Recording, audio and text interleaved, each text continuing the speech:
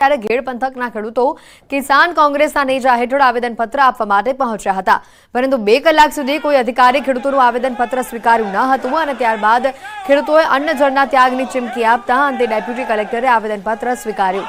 ખેડૂતોએ 4 માંગણીઓ રજૂ કરી છે। ઘેડ વિકાસ નિગમ બનાવવાની માંગ કરી, પૂરથી અસરગ્રસ્ત જમીન અને પાકના ધોવાણનું વળતર ચૂકવવા કહ્યું, ઝેરી કેમિકલવાળું પાણી ઉબેડ નદીમાં નાખવાનું બંધ કરવાની પણ ખેડૂતોએ માંગ કરી છે।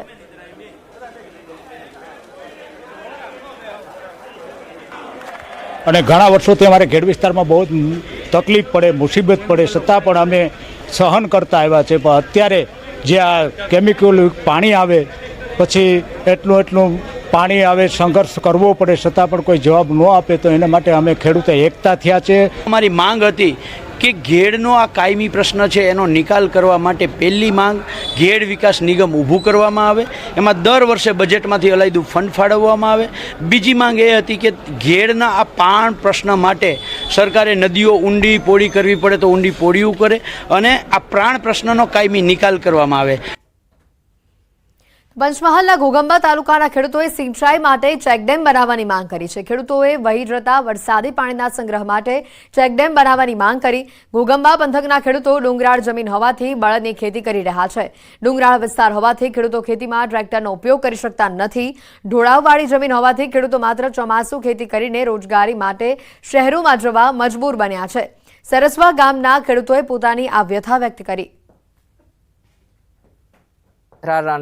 ઢોળાવાળી જમીન હોવાથી હાથની નદીમાં રહીને અન્ય કોતરોમાં રહીને પાણી વહીને જતું રહે છે, તો આ કોતરોની અંદર નાના ચેકડેમો બનાવવામાં આવે તો પાણીનું સ્તર ઊંચું આવે। પાણી વહીને જતું રહે એના કારણે અમારે બહાર મંજૂરી જવું પડે છે કડિયા કામ કરવા માટે। અમદાવાદ હોય, સુરત હોય કે પછી અન્ય વિસ્તારોમાં કડિયા કામ કરવા માટે જવું પડે।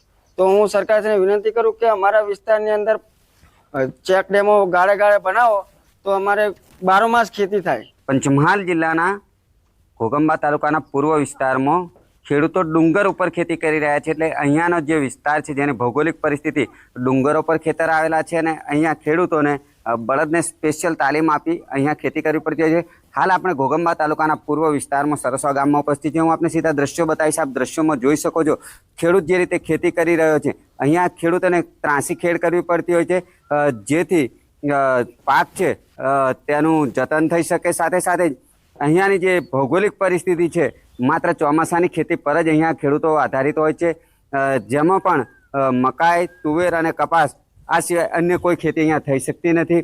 આપ જોઈ શકો છો ચો તરફ આ ઘોગંબા તાલુકાનો જે વિસ્તાર છે, આપ અહીંયા જોઈ શકો છો નાના નાના ઢોળાવવાળા જે ખેતરો છે તે આવેલા છે, એટલે કે અહીંયાના ખેડૂતો ડુંગર ઉપર ખેતી કરે છે એમ કહેવું પણ અતિશયોક્તિ નથી। પરંતુ જ્યારે વરસાદ પણ આ કસોટી કરતો હોય છે આ ખેડૂતની, ત્યારે ખેડૂતોની હાલત ચોક્કસ કફોડી પણ બનતી હોય છે। Rajesh Joshi, news 18 Gujarati, Ghoghamba, Panchmahal.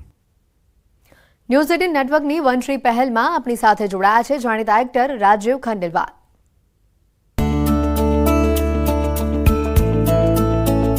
Hi, this is Rajiv Khandelwal and I stand in full support of Network 18's Project One Tree. It's very important that we see the climate change because it is right there in front of our eyes.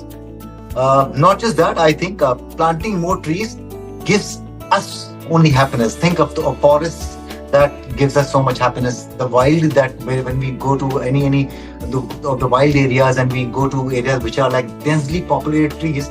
So if not for the nature, I think you should plant trees for yourself. Seeing a tree grow gives a great deal of happiness.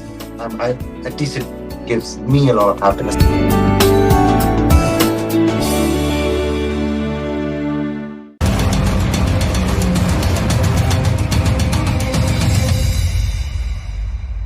સાલ થતા અનેક વિસ્તારોમાં પાણી ભરાઈ ગયા। મહેસાણામાં 6 કલાકમાં 5.5 inch વરસાદથી અત્ર તત્ર સર્વત્ર પાણી ફરી વળ્યું। મહેસાણા શહેરમાં પડી રહેલા વરસાદને કારણે વહેલી સવારે નોકરી ધંધે જતા લોકો પણ અટવાઈ પડ્યા હતા। મહેસાણામાં મેઘરાજાએ વારો પાડી દેતા આખું મહેસાણા પાણી થઈ ગયું।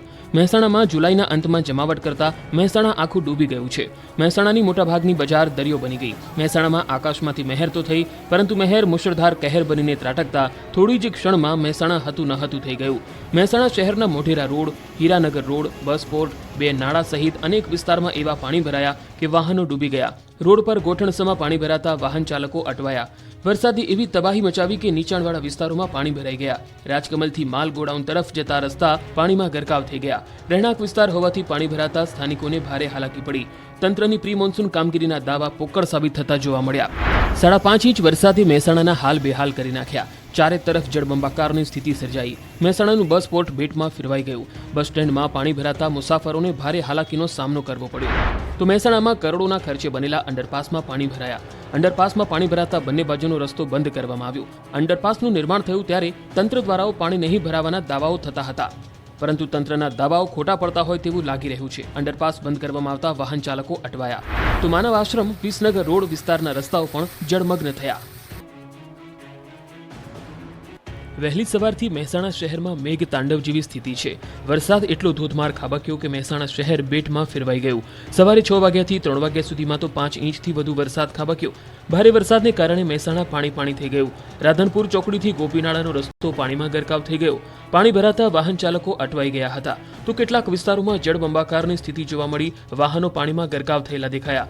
જ્યાં જુઓ ત્યાં પાણી જ પાણી નજરે પડ્યું. આટલા વરસાદમાં જ બેટ જેવી સ્થિતિ સર્જાતા મહેસાણા તંત્રની પ્રી મોન્સૂન કામગીરી પાણીમાં વહી ગઈ હોય એવા દ્રશ્યો સર્જાયા. આ બાજુ ઊંઝામાં પણ જળબંબાકારની સ્થિતિ સર્જાઈ છે. અહીં ભારે વરસાદ પડતા ઊંઝા જિલ્લાના ઘણા ભાગો પાણીથી તરબોળ બન્યા. રોડ પર જ્યાં જુઓ ત્યાં પાણી જ પાણી છવાયેલું રહ્યું.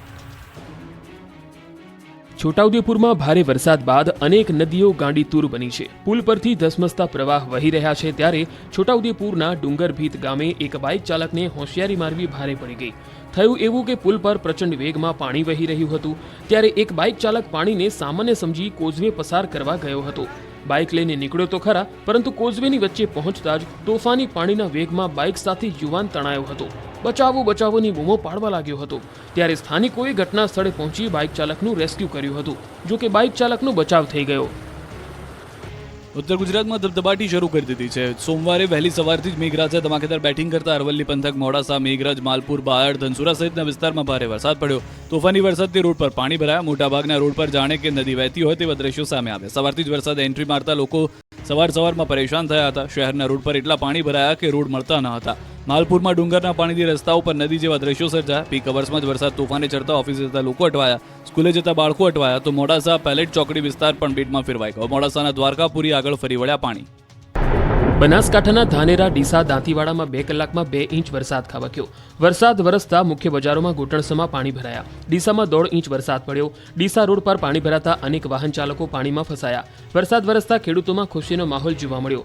ભારે વરસાદને કારણે ડીસા ધાનેરા હાઈવે પર પાણી ભરાયા. વરસાદી પાણી ભરાતા રાહદારીઓ મુશ્કેલીમાં મુકાઈ ગયા હતા. બનાસકાંઠાના ધાનેરામાં 2 કલાકમાં 2 ઇંચ વરસાદથી પાણી થઈ ગયું. ભારે વરસાદના કારણે ધાનેરા મુખ્ય બજારોમાં ઘૂંટણસમાં પાણી ભરાયા. ડીસા ધાનેરા રોડ પર પાણી ભરાતા અનેક વાહનો પાણીમાં ફસાયા છે. નેશનલ હાઈવે નંબર 168 પર લક્ઝુરિયસ કારને ટોઈંગ કરવાની ફરજ પડી હતી. અનેક વાહનો પાણી